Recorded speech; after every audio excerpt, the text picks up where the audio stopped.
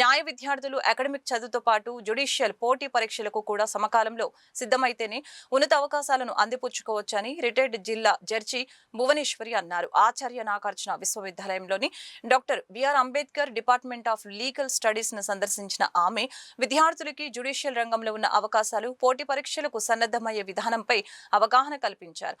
తాను ఇదే విశ్వవిద్యాలయంలో ఎల్ఎల్బి నుంచి పీహెచ్డీ వరకు విద్యను అభ్యసించి ఎలాంటి కోచింగ్ లేకుండానే యూజీసీ నెట్తో పాటు నేరుగా జిల్లా జడ్జి పరీక్షల్లో ఎంపికైన విషయాన్ని గుర్తు చేశారు.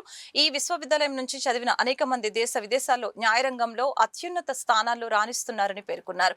కార్యక్రమంలో విద్యార్థులు జ్యుడిషియల్ సేవలు, అంతర్జాతీయ న్యాయ అవకాశాలపై అడిగిన ప్రశ్నలకు భువనేశ్వరి సమగ్రంగా సమాధానాలు ఇచ్చారు. కార్యక్రమంలో డిపార్ట్మెంట్ అధ్యాపకులు doctor S Chandrashekar, doctor Suresh Chennam, doctor K Sivaram, doctor Ramakotireddy, Abhilash Gopinathan తదితరులు పాల్గొన్నారు.